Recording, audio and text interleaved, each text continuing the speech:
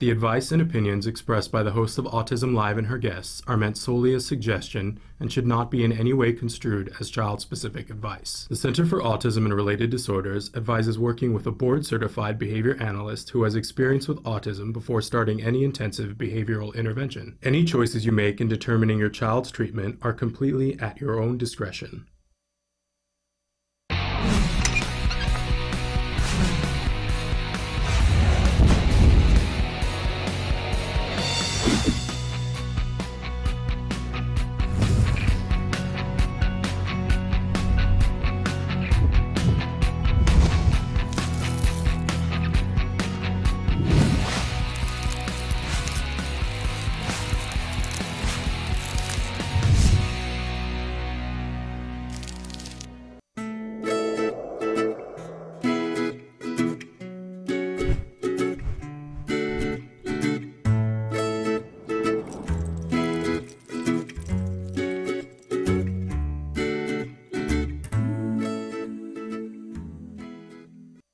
Welcome to Let's Talk Autism. I'm Nancy Alspaugh-Jackson. And I'm Shannon Penrod, and good to Hi. be here with Good you, to my be here with friend. you.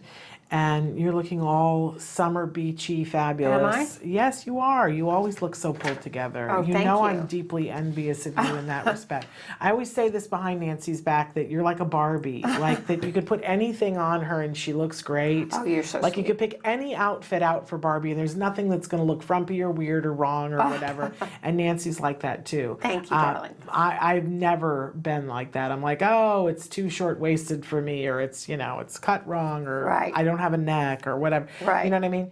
But she always looks, and I enjoy how put together you look. Thank you. It's very enjoyable.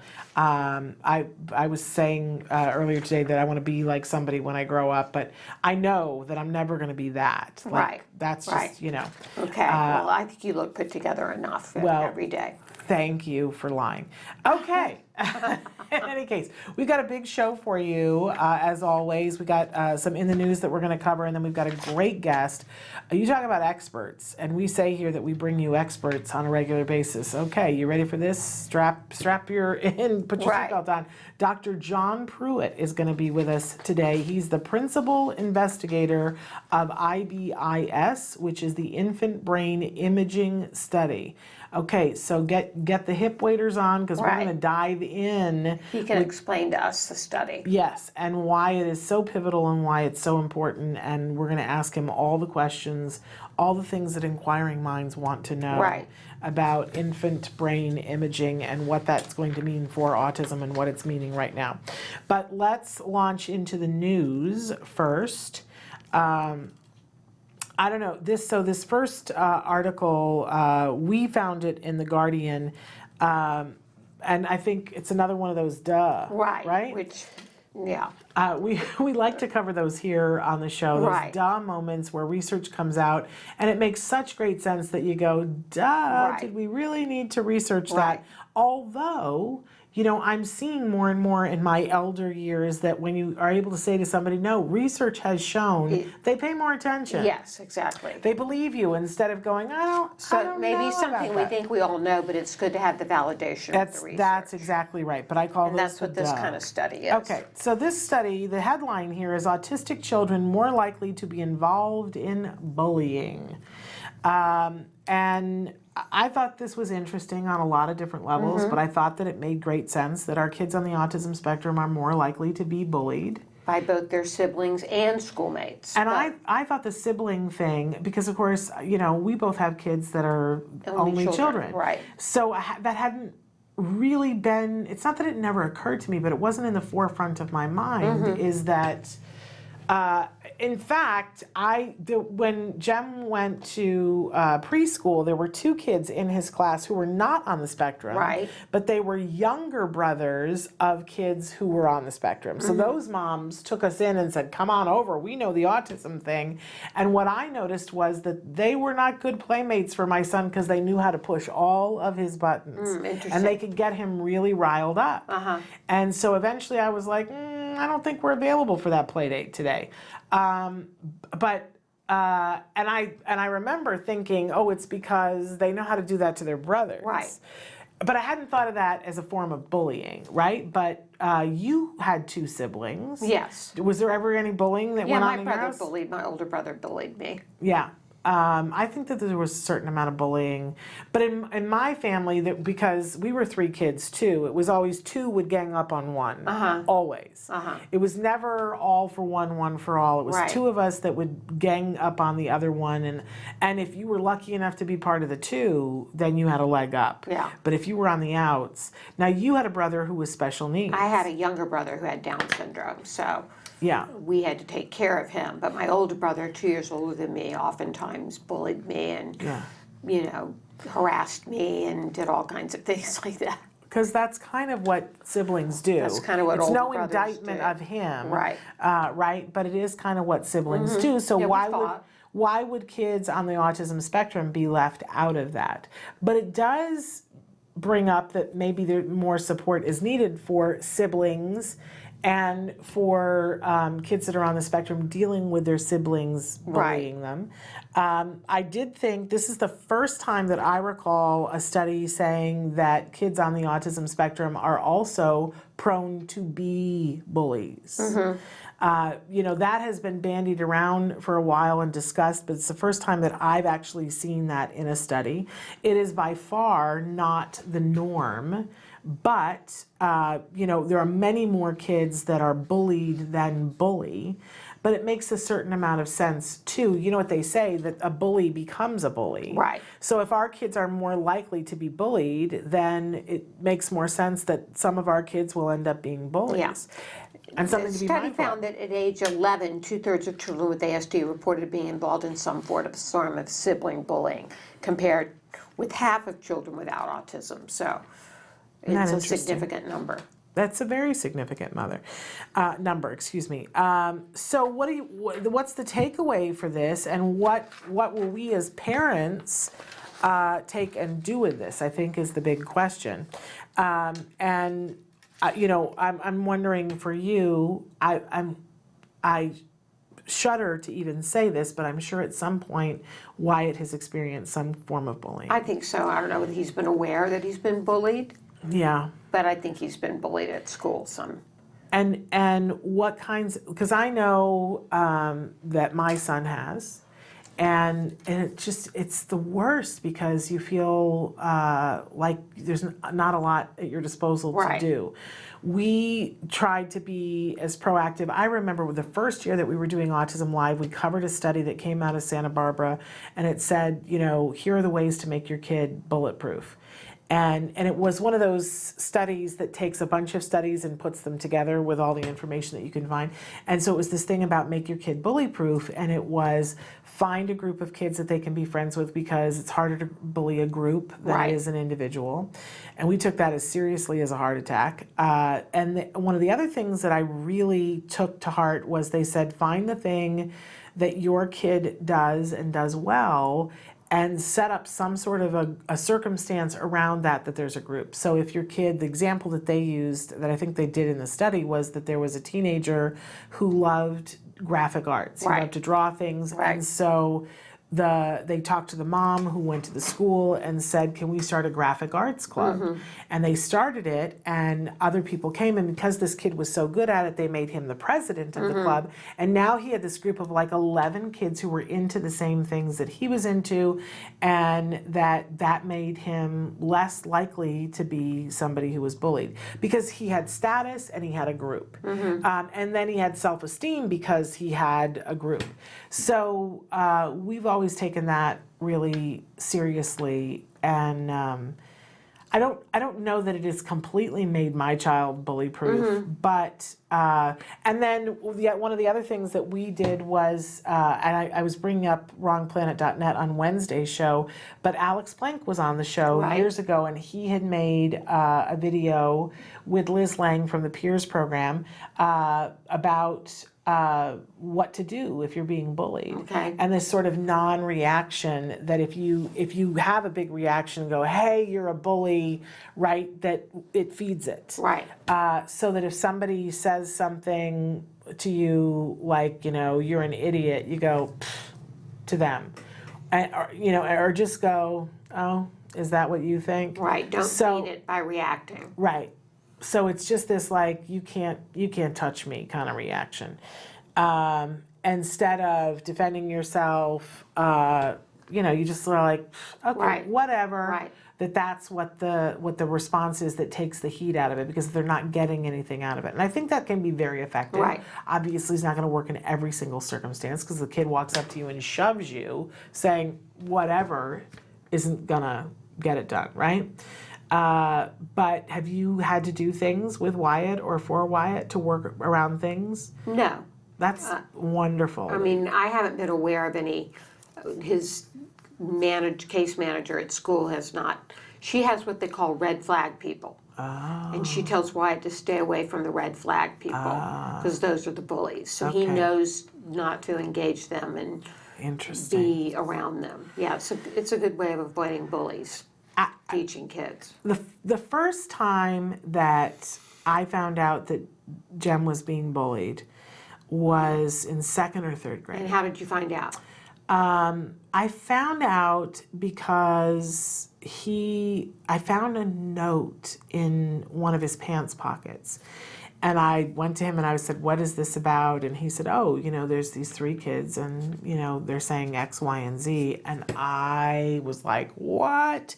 Because one of the little boys was one of my favorite little boys from the time that he was in kindergarten, loved his mother, Right. loved this little boy. And I was like, he's saying that to you? Like, and I remember going to my husband, and about 2 days later, they had an assembly, and we went, and I remember my husband, who is Santa Claus. Right. My husband is the nicest. Right. And these are like 2nd graders. These are little boys. And my husband was like, point the 3 out. And I was like, and what are you gonna go do? Right. Like, what are you gonna go, like, have a face-to-face with them? Or are you gonna threaten them? Like, he was like, I don't know, but I need to know who the 3 are. He got very intimidating. Right. And Did you deal with them? no, I was like, stand down, Right. Rambo. Because that's And- supposed to be something that you're not supposed to do Right. as a parent, is going. No.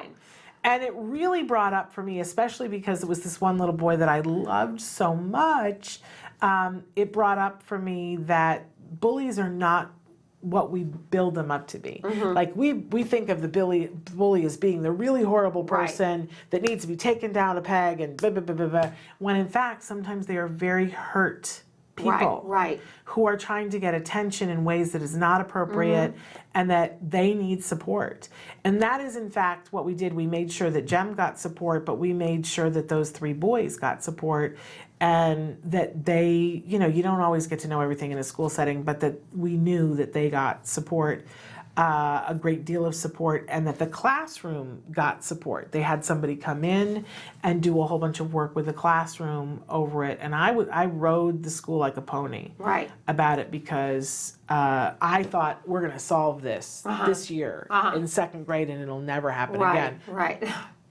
I really did think that, but it's it's life. It's an ongoing thing. Of You course. can't, and you can't avoid it. You just, and Of it's course. interesting that you found out about it. You might not have found out had you not found that note.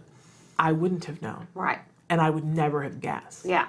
And we had been inviting that one little boy over to the house.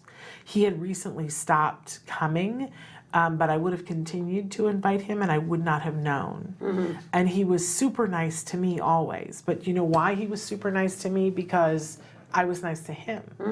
And I had seen that one of the teachers, because he'd been in several of Jem's grades, one of the teachers I felt was bullying that kid. And do you think he was acting out because of that? I maybe, but I stood up for this kid with that teacher, like went to the mat and said, that's not okay.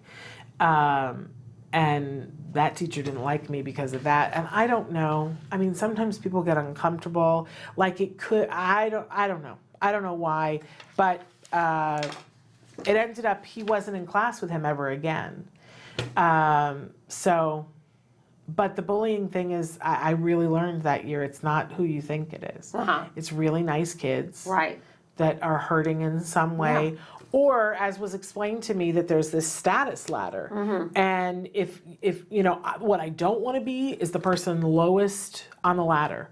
And that these little micro societies get built in classrooms, and that very savvy kids look and go, oh, I'm not going to be the person on the bottom, so I'm going to gang together, just like me and my brother and my sister. You wanted to be in the 2, not in the 1. So I'm going to gang together with these 3 people, and we're gonna label you the person who's the lowest status. And that way, I will have status. I won't be the odd man out. And that happens in 2nd grade, y'all.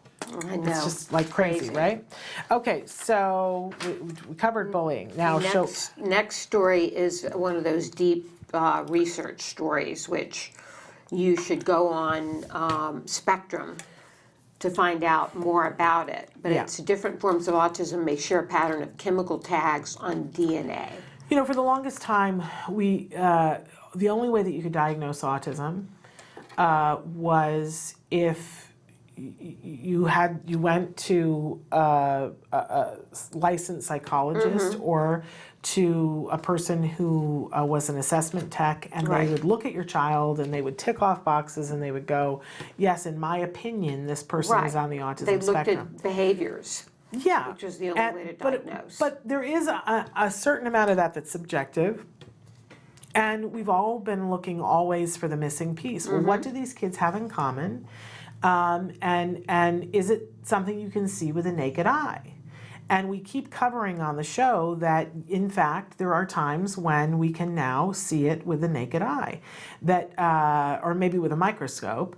But there are chemical signatures. Last week we did a whole thing about the brain scaffolding. We're going to be talking with Dr. Pruett about the way things look on an MRI, and when can you predict and where does it show up.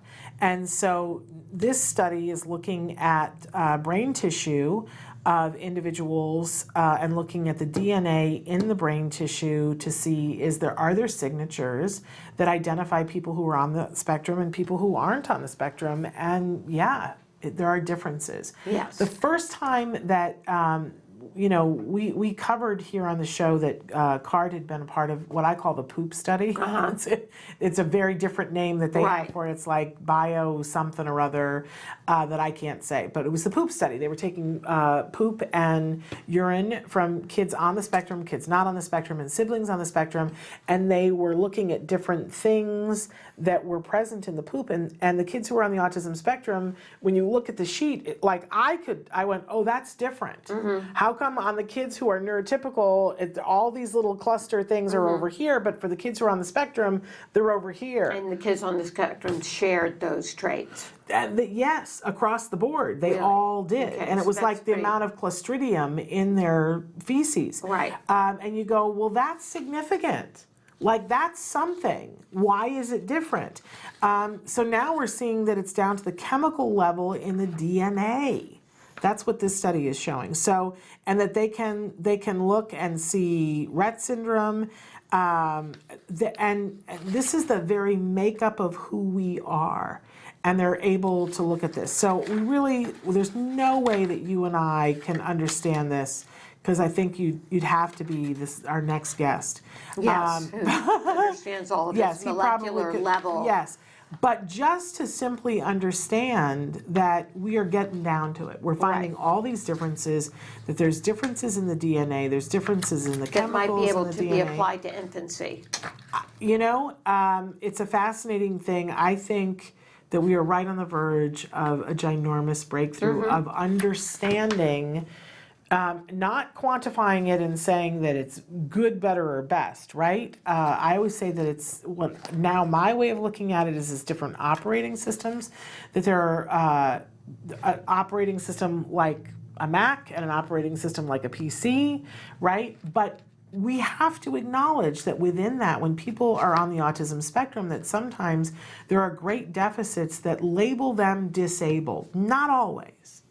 And that many people are able to lose that disabled diagnosis, but for those who aren't, we have an obligation to find out what is this and what are the differences, and then I think it's going to get very interesting. I you and I have talked about this before, about what if at some point they're able to go back and say, oh, we've identified that it's this. This is what separates, that it's this chemical, and if you take this pill, then you will no longer have traits that put you on the autism spectrum.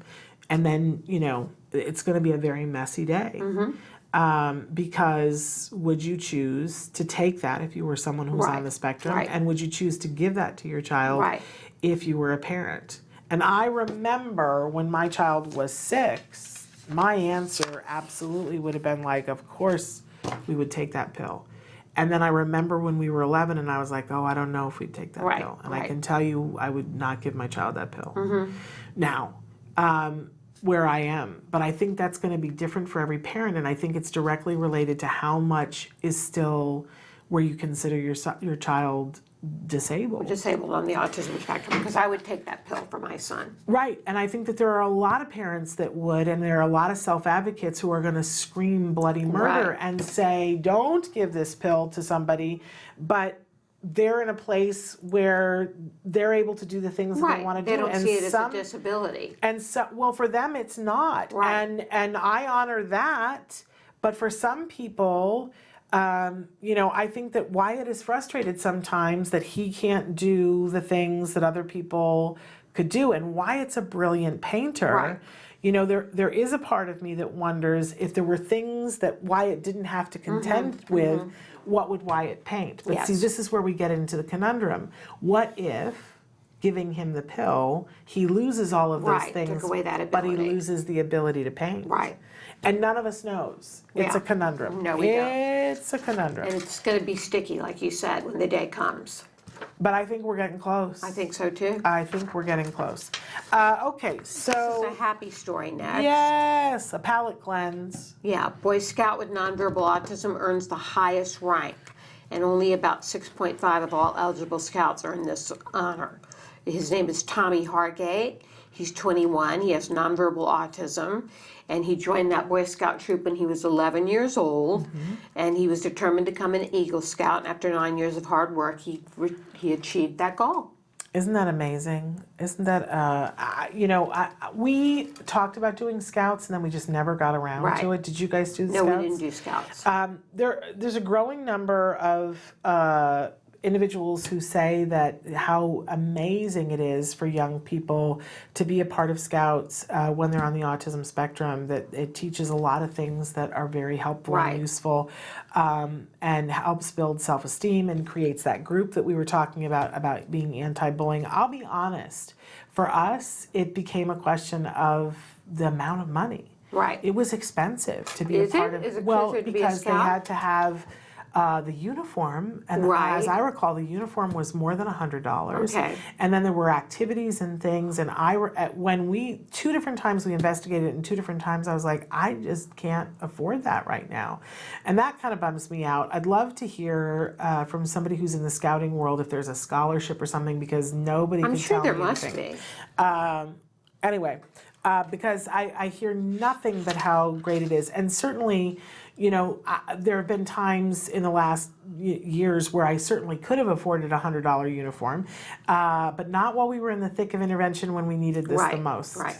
We just couldn't. Right. So, So anyway, it's great for him. Yes. His Eagle Scout Service Project, he organized and managed the annual summer field day.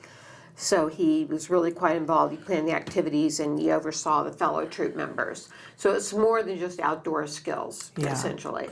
I love the quote, what the Boy Scouts have done is important not only in giving him outdoor education experience, but giving him the opportunity to interact and relate with other people his own age. There's Right. always that social piece Yeah. that so important. All right, so we're going to take a break, and then we're going to come back with Dr. John Pruett. He is the principal investigator of IBS, which is the Infant Brain Imaging Study. We're going to go deep. I'm going to try to tune my brain Keep up. up with it. Right. And keep up, yes. We're gonna, science in the house coming Right. up next. And Stick hopefully with he'll us. make it simple for us. Yeah. Thanks. Hi everyone, welcome to Camp Ed 2019. And we are so excited because this is our first camp where we're in our new home. We have an incredible ballroom dance class going right now. So let's come and take a look.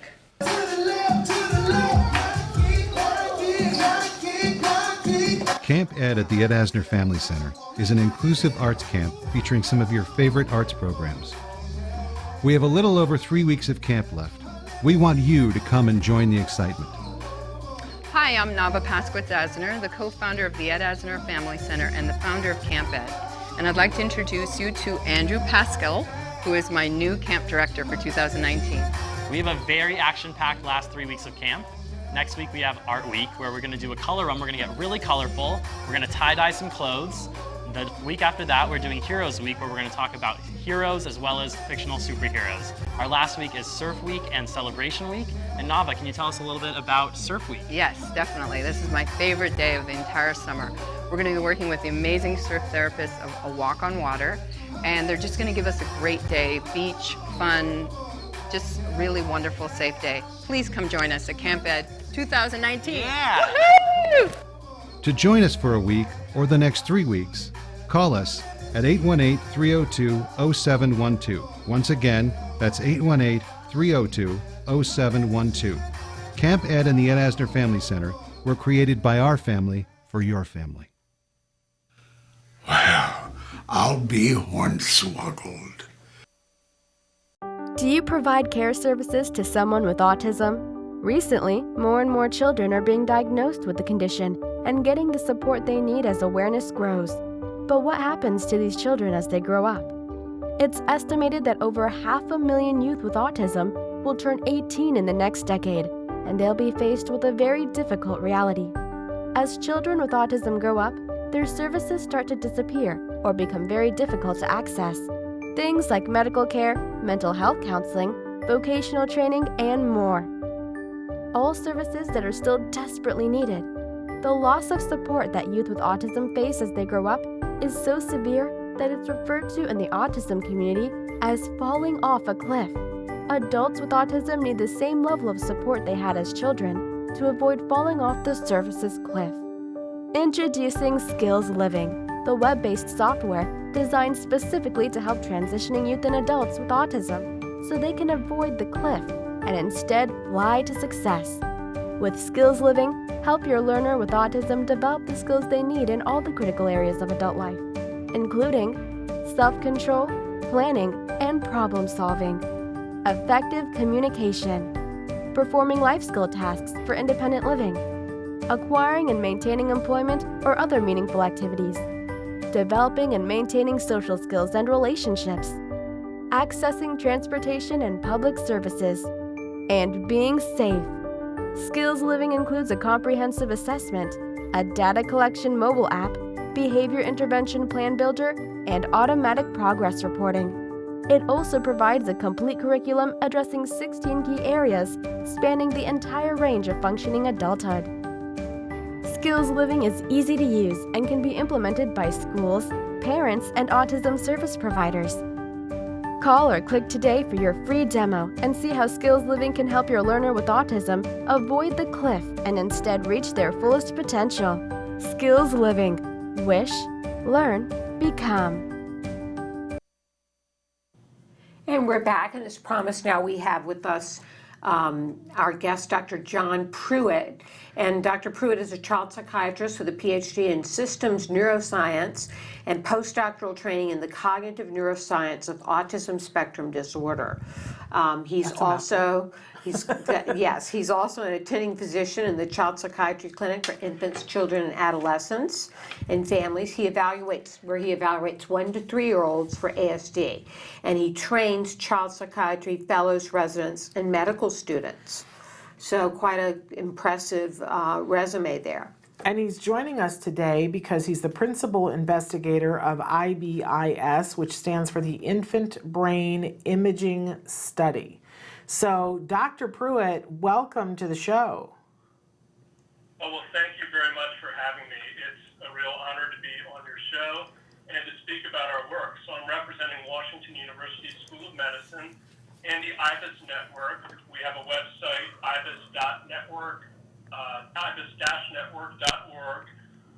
And this is a large study of brain and behavior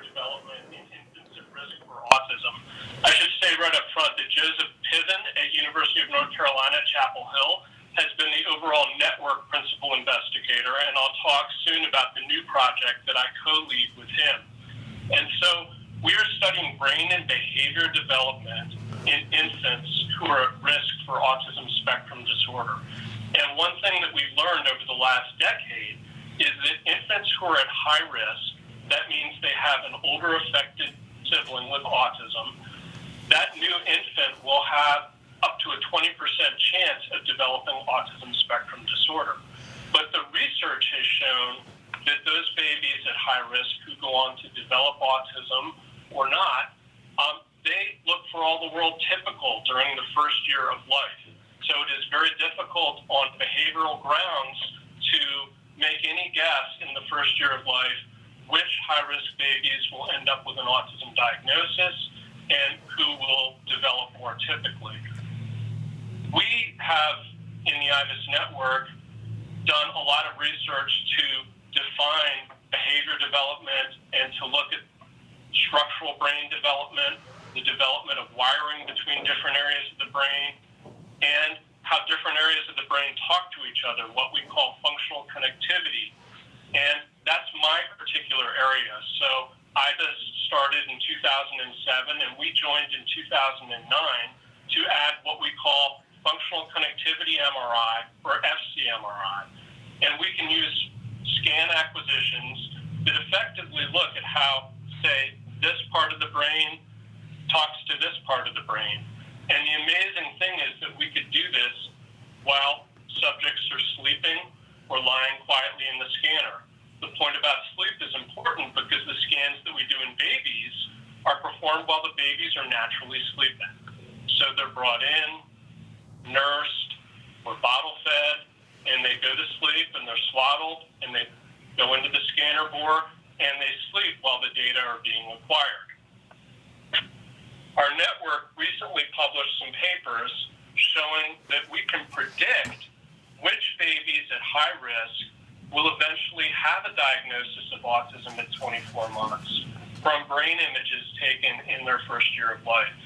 One paper was led by Dr. Heather Hazlett from North Carolina that was published in Nature in 2017, and that used structural MRI, looking at pictures of brain structure and showing that changes in the development and expansion of brain surface area between 6 and 12 months led to increases in brain volume between 12 and 24 months, and that these findings at 6 and 12 months had what we call an 80% positive predictive value. That means if the test says, wow, this baby will have autism, there's an 80% chance that that measurement is accurate.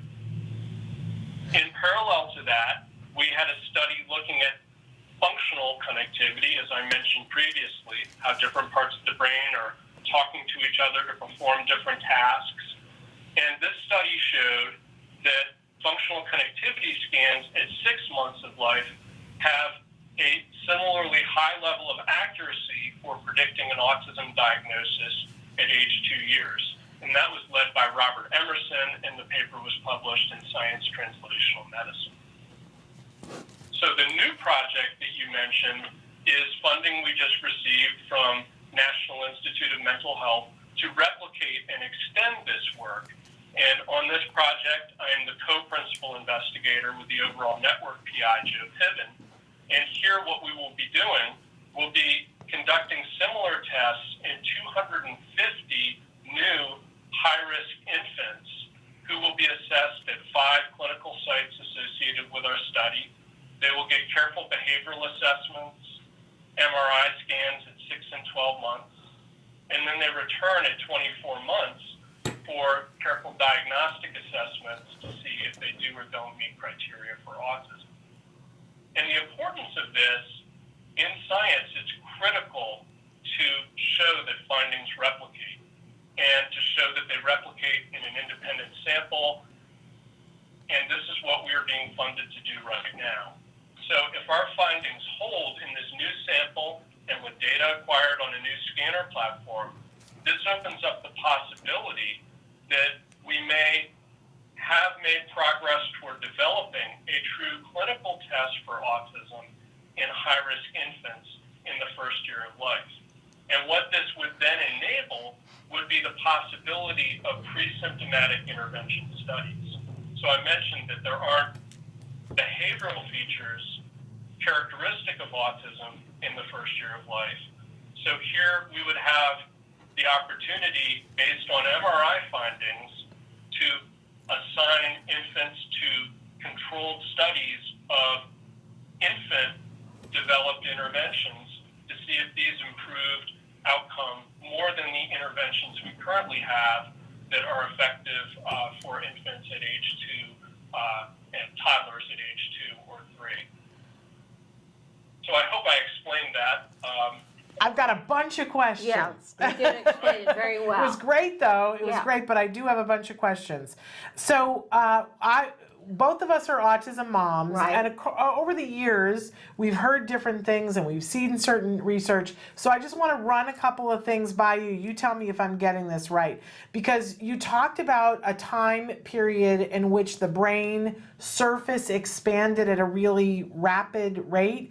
I remember a time when my son was being diagnosed and they were talking about that what they were seeing is that kids with autism, that their brains at age 3 were the size of what they should have been at 14. Is that the same thing that we're talking about? So that's an excellent question, and those are the findings that led to the study that I described in detail. And some of those original findings were done by IBIS Network researchers years ago. And so the story was that on average, individuals who end up with an autism diagnosis have somewhat larger brains. It isn't that I could take a tape measure and put it around your head, or that I could look at the volume of a brain on an MRI scan and say, oh, that clearly shows that this individual has autism or is at risk for autism. But the findings were that on average, people who went on to develop autism seem to have larger brains. So this study added to that by showing, yes, okay, at 24 months, the brains of the babies who developed autism were larger, but the important thing was that it showed between 6 and 12 months, there was this increase in the surface area of the brain, and that's what correlated with the later volume change. And that increase in surface area was what, and we apply very complex computer algorithms to analyze these brain images, but the computer algorithms using machine learning looked at that and were able to then show at an individual level this highly accurate prediction about which babies would develop autism. So excellent question. And you could see that between 6 months and 12 months. You weren't seeing anything, any predictors of it before 6 months. Right. So the changes seen in that structural imaging study were the changes in surface area, the rate of change of surface area between 6 and 12 months. And I mentioned the functional connectivity study that I was more closely involved with that looked at functional images at 6 months. We don't have data yet from earlier time points. We have attempted to get data like that. It's very challenging. But at the moment, our earliest findings that have a very high predictive value are the data acquired at 6 months. That's amazing. But I wanted to ask about the functional connectivity, because I don't think I understand completely what that is and how you get towards that. Like, my head wants to say that it's about how you explained that it's how your brain interacts with each other, but how can you see what that looks like in a sleeping baby? That's another great question. I'm killing it with You're the questions. I could take a minute to walk through it. Yeah. As I'm with trainees or students. So when we do structural imaging, you can loosely think about it like taking a photograph of the brain. Here in functional imaging, it's like taking a movie, and it's like looking at what's happening over time. Each snapshot would be a frame of the movie. And so if I were to do a functional imaging task-based study where I had you do, say, a visual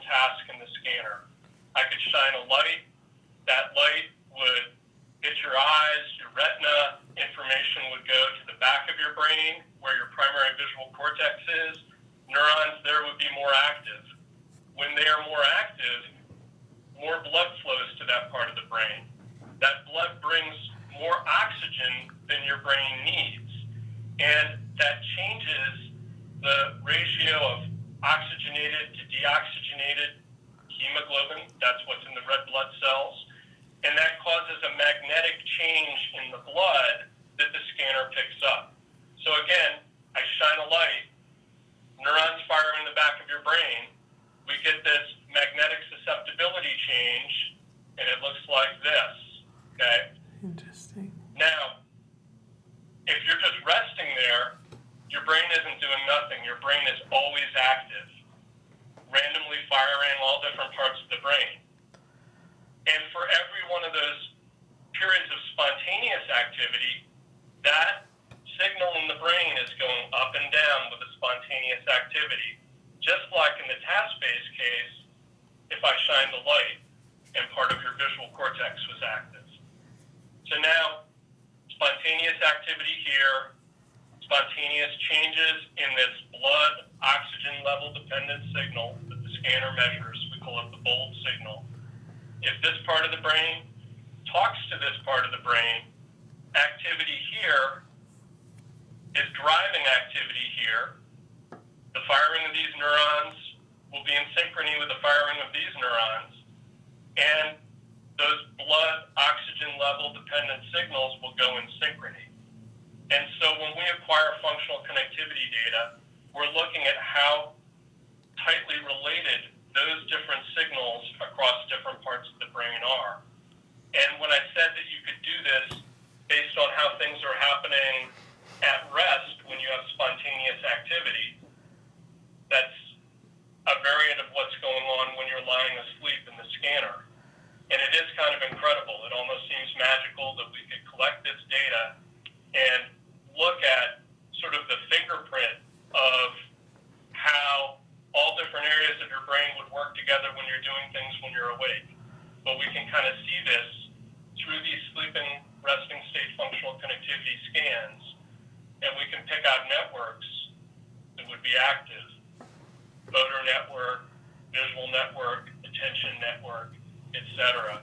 And then we could look at how these develop in babies from 6 months to 12 months to 24 months, and we could look at how the development of these functional networks relates to the later development of autism in the babies who are at high risk. It's really kind of fascinating. I mean, I have a bunch more questions, but I'm leaving room for you. Did you want to ask something or let me go? Go ahead. Okay, so I also wanted to double check because you talk about you've already been able to do these studies and already be able to see that you can predict successfully, but my understanding, and check me on this, is that now with this new study, what you're looking to do is simply to reprove it with a different group of kids, a larger group of kids. So you're just, as you say, replicating your first study, you're just making sure that what you found in that one study is what you'll find again. Another great question, and yes, and that's critically important for basic science and clinical science, for the field of autism and for the field of medicine in general.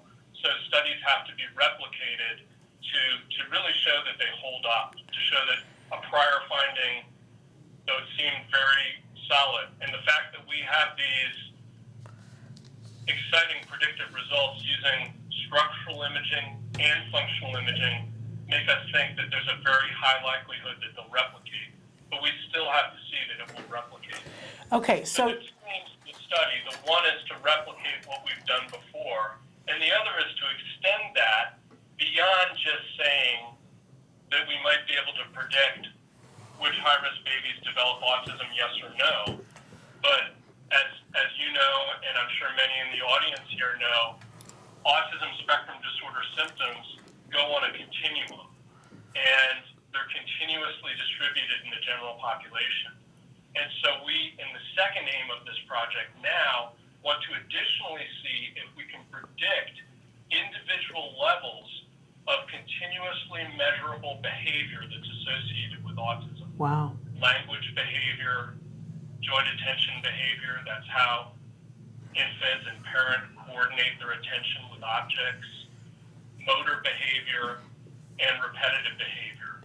Because these are all behaviors that are and could be targets for aspects of future autism interventions that might improve outcomes. So in a way, is it saying too much to say that you might be able to predict levels of deficits, maybe even levels of severity? Well, that's the idea, is to predict from first year of life MRI individual profiles of these abilities at 24 months. I have to add, as a clinician who evaluates toddlers for autism, that it's very tricky to prognosticate or to predict further into the future because there's a lot of play between 24 months and age 5 and beyond, where things may be more solid in terms of predicting eventual outcome. The IBIS project, more broadly, is funded now to bring back the previously studied infants at age 10. And so our network may have the ability to answer some of these very specific questions about early data and predicting school age function.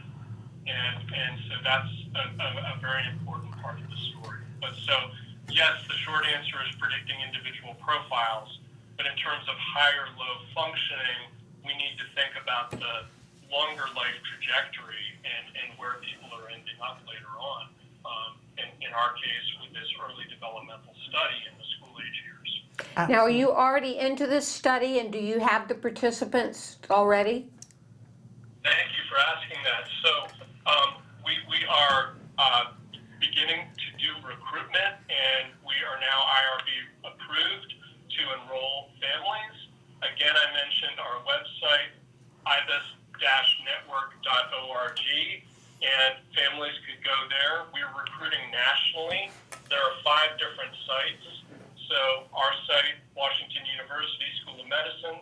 We also have University of North Carolina, Chapel Hill, Children's Hospital of Philadelphia, University of Washington, Seattle, and University of Minnesota.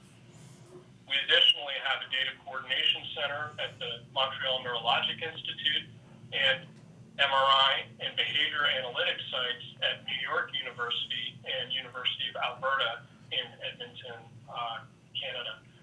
We also have a genetic core, genetics analysis core at Johns Hopkins University.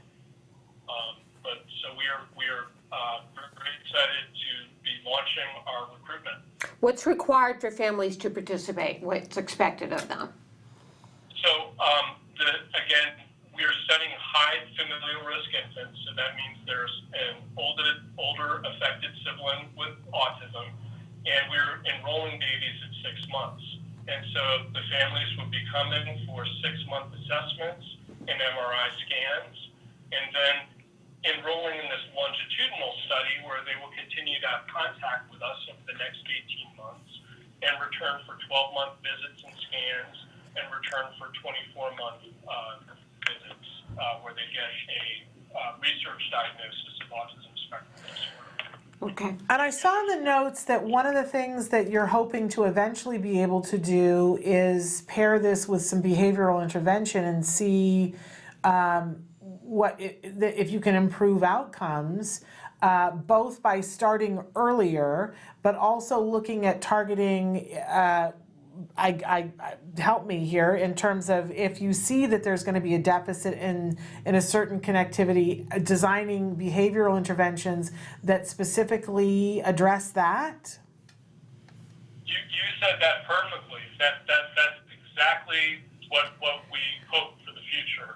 And so again, with this notion that high familial risk infants have a 20% chance of developing autism, if we don't have behavioral features that tell us who will and who won't have autism in the first year of life, it's very inefficient, very cost ineffective to think about doing a large-scale randomized clinical behavior intervention study.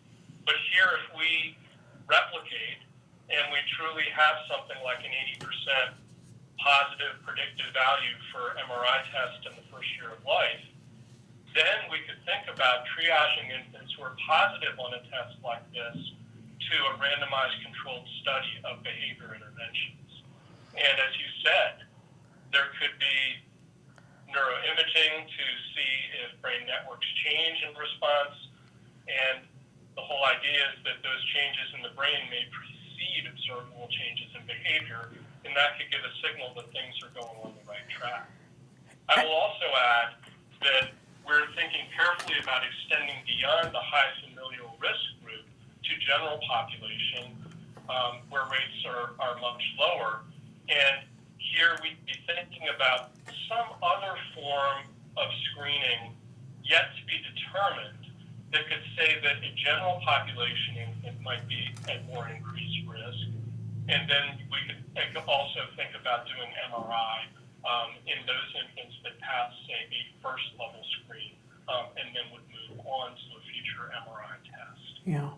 There's this much talked about in the autism community, this phenomenon that if you could catch a child early enough before they're behind on skills, if you could see that things in their brain were going in a certain direction at 6 months, let's say, because then you only have the potential to be 6 months behind in your development, and even then maybe not entirely 6 months behind, that it wouldn't take you long to get caught up, and that then children would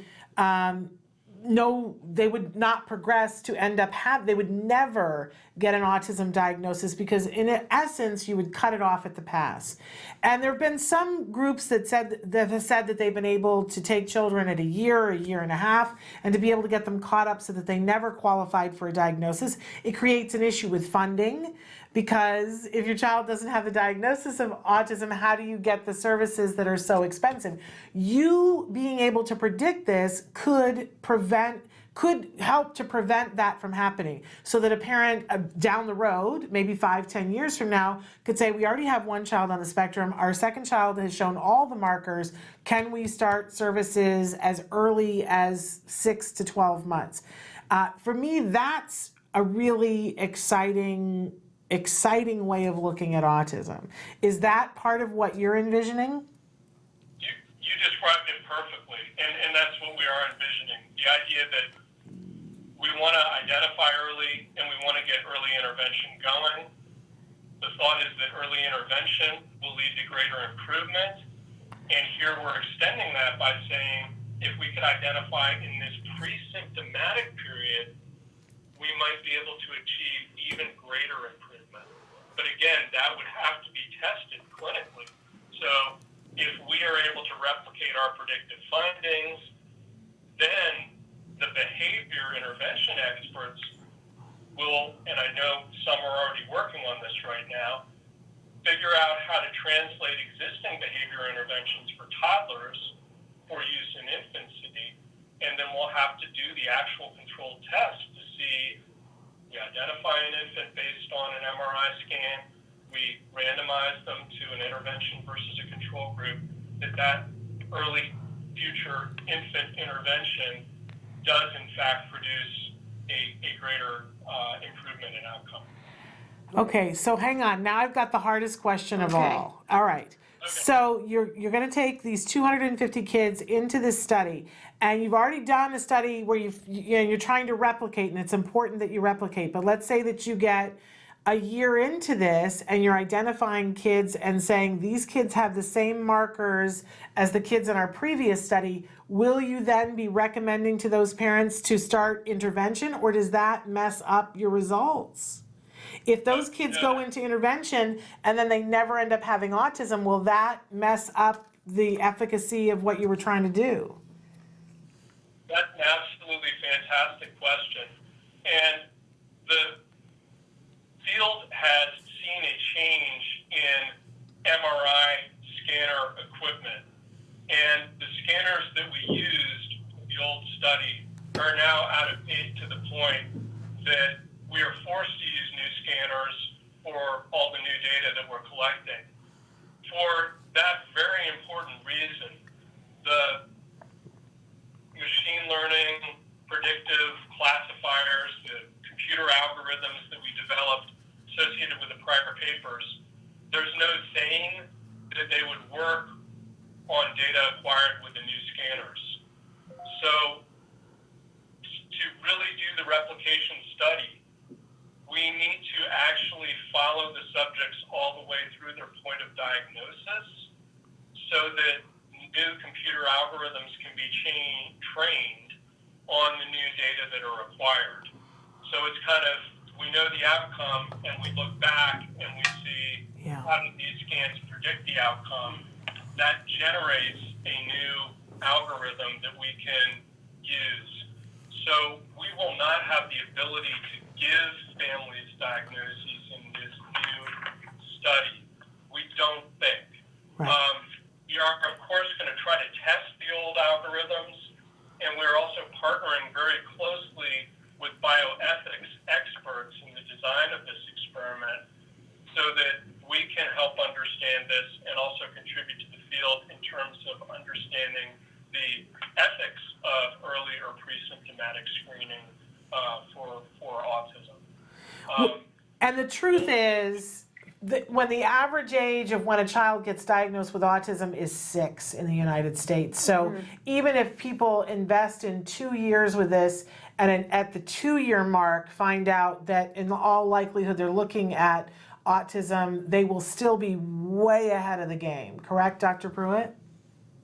Well, so I need to emphasize too that research and clinical practice are two separate things.